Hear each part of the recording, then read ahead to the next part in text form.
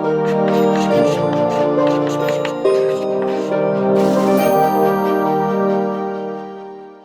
Friends, आज हम लोग स्टार्ट करने जा रहे हैं अपना चौथा चैप्टर माइक्रो इकोनॉमिक्स का। टोटल 6 चैप्टर्स थे हमारे, हम लोग 3 कर चुके हैं और वो 3 में जो सेकंड चैप्टर था बहुत बड़ा चैप्टर था, तो हम लोग समझिए कि आधे से ज्यादा हमारा सिलेबस हो चुका है इस बुक का। और अगला चैप्टर स्टार्ट करेंगे, बहुत इंटरेस्टिंग है। जो लास्ट चैप्टर हम लोगों ने पढ़ा था उससे ज्यादा लेना देना है इसका, फर्स्ट और सेकंड का उतना डायरेक्टली लेना देना नहीं है। जो थर्ड चैप्टर था उससे बहुत ज्यादा रिलेटेड है, तो उसको रिवाइज करके ही आप इस पर आइएगा, अदरवाइज कुछ जगह पर थोड़ी सी दिक्कत हो सकती है। तो चलिए स्टार्ट करते हैं। नाम क्या है चैप्टर का, देखिए, पूर्ण प्रतिस्पर्धा की स्थिति में फर्म का सिद्धांत। अब पूर्ण प्रतिस्पर्धा, इसी को इंग्लिश में बोलते हैं हम लोग the theory of the firm under perfect competition. Perfect competition का मतलब क्या होता है, ये सारी चीजें हम लोग इसमें डिस्कस करेंगे। लेकिन यहां पर हम लोग की बात क्या है, हमें करना क्या है, हमें ये देखना है, पिछले चैप्टर में हम लोगों ने क्या बात की थी कि कोई फर्म है वो उसको कौन सी चीज प्रोड्यूस करने में कितनी लागत आ रही है। तो हम लोगों ने बहुत सारे कॉस्ट कर्व्स पढ़े थे। साथ में हम लोगों ने ये भी देखा था कि आपने कोई यहां पर इनपुट डाला तो उसका आउटपुट कितना निकल के आ रहा था। ये प्रोडक्ट से कर्व्स हो गए थे, तो इसमें हम लोगों ने average product, marginal product, total product, इन सब की बात की थी, है ना। इसी तरह से हम लोगों ने कॉस्ट की बात भी की थी, उसमें भी शॉर्ट रन और लॉन्ग रन का देखा था, थोड़ा सा डिफरेंस आ रहा था। तो ये सारी चीजें हम लोगों ने देखी थी।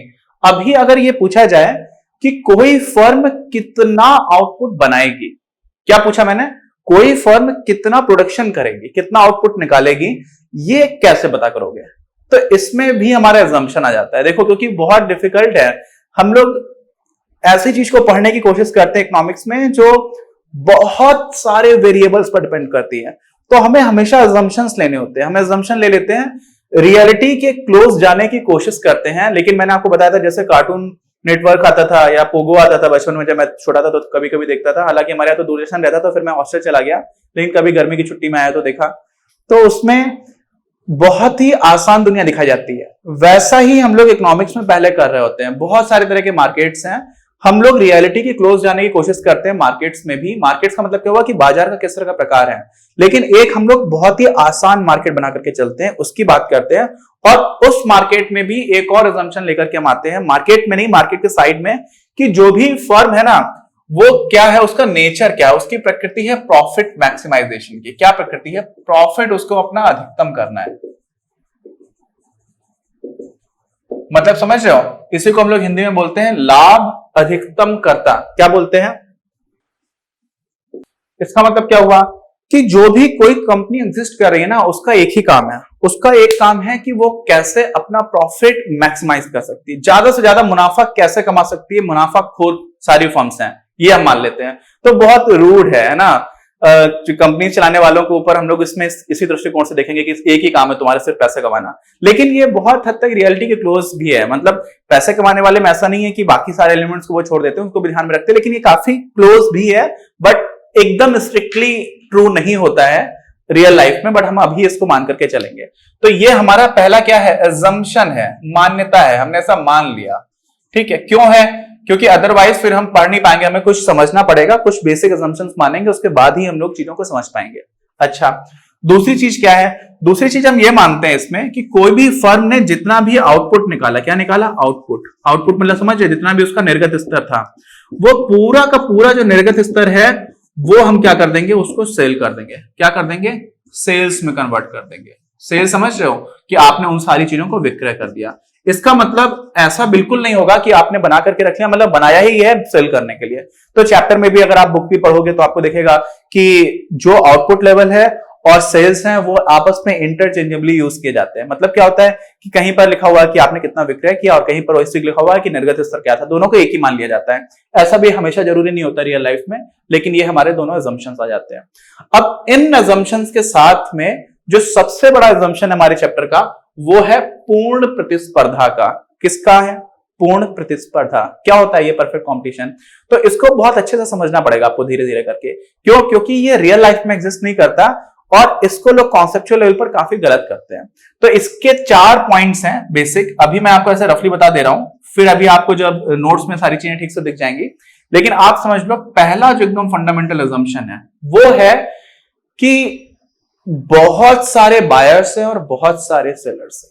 क्या है, बिल्कुल आसान है कि क्रय करने वाले लोग बहुत सारे हैं, क्रय मतलब खरीदने वाले, बायर्स बहुत सारे हैं, और सेल करने वाले भी बहुत सारे हैं। तो क्रय यानी कि क्या होता है, क्रय करने वाले को क्या बोलते हैं, क्रेता, और विक्रेता जो बेच रहा है, ये बहुत सारे क्या इसका मतलब क्या हुआ, अभी इसका मतलब आपको समझाऊंगा। अभी आप एक मिनट assumption ये मान लो। दूसरा assumption जो है वो है कि एक ही जैसा प्रोडक्ट है, किसका, सारी फर्म्स का एक जैसा सामान जो भी आप सेल कर रहे हो उसको हम लोग बोल सकते हैं, चलिए प्रोडक्ट ही लिखता हूं, अभी आम बोलचाल की भाषा में बात करते हैं जिससे आपको समझ में आ जाए, फिर लिख करके तो मैं आपको एक साथ बताऊंगा।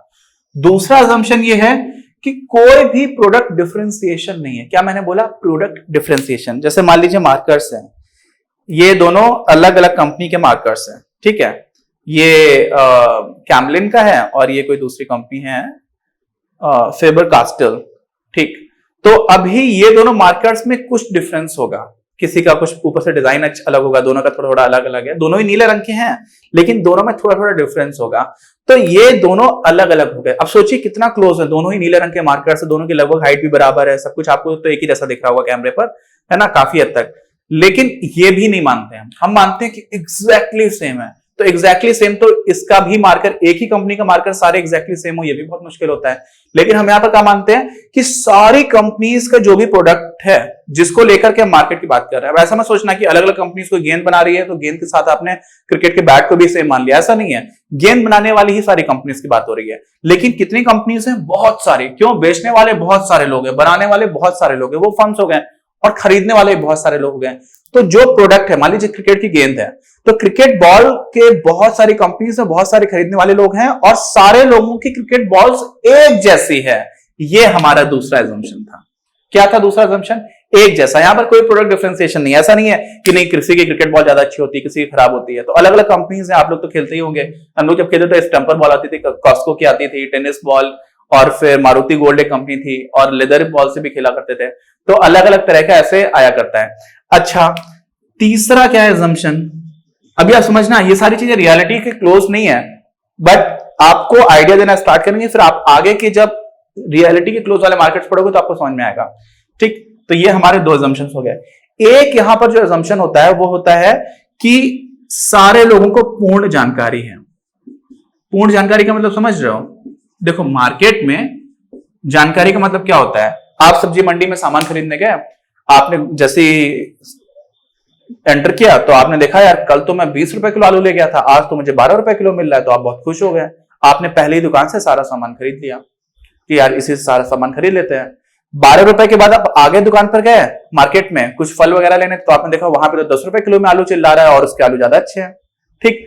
तो क्या हो जाता है, जब हम लोग सब्जी मंडी में जाते हैं ना, तो हमारे पास पूर्ण जानकारी नहीं होती है।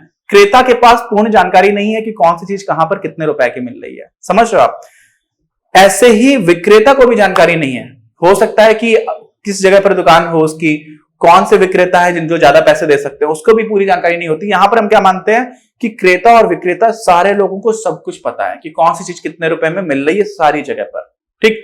तो इसमें क्या हो जाएगा, अगर सारे ही लोगों को सब कुछ जानकारी होगी, आप ऐसे सोचो, अगर सारे लोगों को पता हो कि मंडी में कोई 10 रुपए के आलू बेच रहा है और साथ में 12 रुपए वाला भी बेच रहा है, तो क्या कोई भी 12 रुपए वाले के पास जाएगा? नहीं जाएगा, है ना। क्यों? क्योंकि जानकारी अगर सबको, सब लोग 10 रुपए वाले के पास पहले चले आएंगे तो उसका सामान बिकने लग जाएगा। अब उसका सामान बिकने लग जाएगा तो ये सोचेगा इसका तो सामान ही नहीं बिक रहा है, तो ये माल प्राइस कम कर देगा।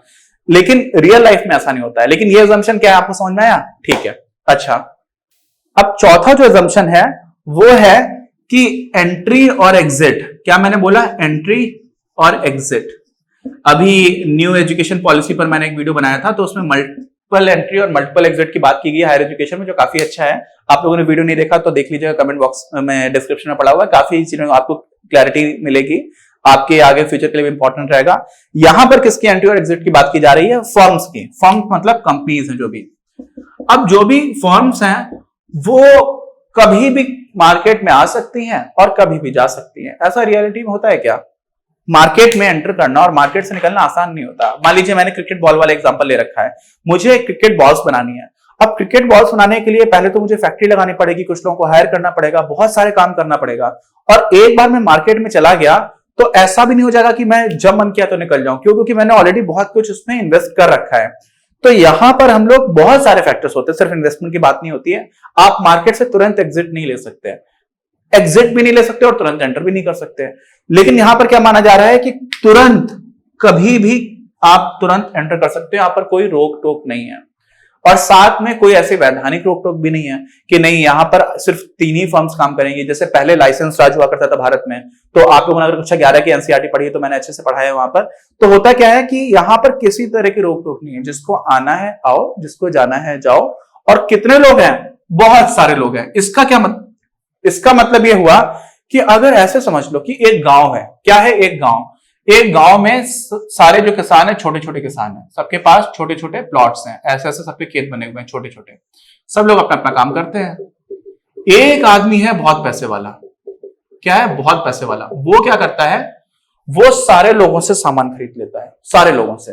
अब गांव के सारे किसान ज्यादातर जो थे वो तो बेचारे छोटे छोटे किसान हैं, थोड़ा थोड़ा काम कर पा रहे हैं, अपने घर के परिवार के लिए काम कर रहे हैं और थोड़ा बहुत सामान बेच सकते हैं।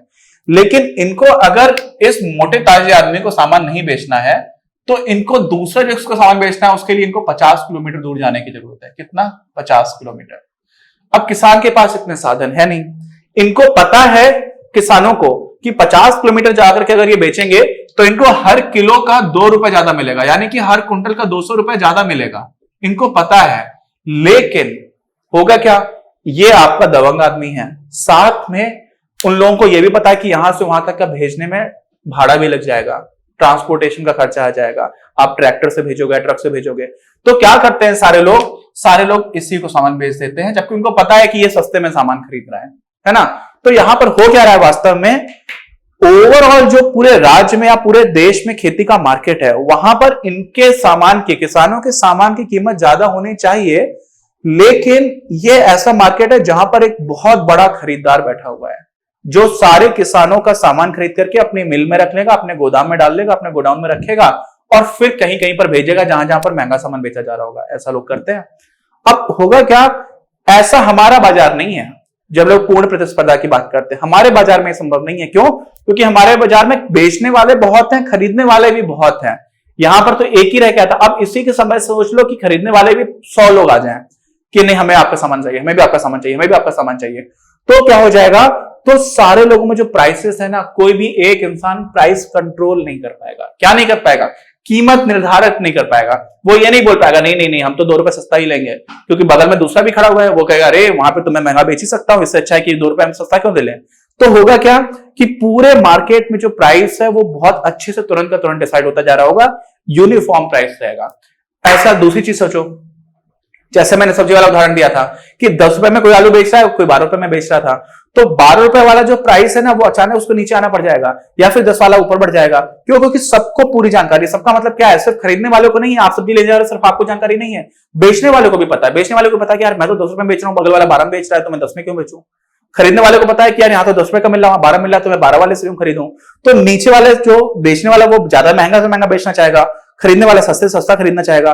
तो हर टाइम पर जो प्राइस है ना उसका इक्विलिब्रियम बना रहेगा। तो हम लोगों ने एक बेसिक आइडिया ले लिया है। इस चैप्टर का क्या है, बहुत ही इंटरेस्टिंग है, सारे पॉइंट्स आपको धीरे धीरे क्लियर होंगे। लेकिन कोई भी डाउट हो तो प्लीज कमेंट बॉक्स में लेकर के बताइए। ये अजम्पशंस हैं, इनको भी आप समझिए। इकोनॉमिक्स में हम लोग रियल लाइफ को समझने की कोशिश कर रहे होते हैं और वहां पर मान्यता क्या कह रही है वो समझना इंपॉर्टेंट है, मान्यता रियलिटी से कितना दूर है ये समझना भी इंपॉर्टेंट है, तभी आपको मजा आ रहा होगा, है ना। तो वो सारी चीजें समझेंगे और इसके नोट्स आपको हर वीडियो की तरह चैप्टर के डिस्क्रिप्शन में मिल जाएंगे। बाकी कोई भी डाउट हो तो प्लीज कमेंट बॉक्स तो है आपके लिए। बाकी व्हाट्सएप ग्रुप भी है, हम लोग टेलीग्राम के ग्रुप के बारे में भी सोच रहे हैं।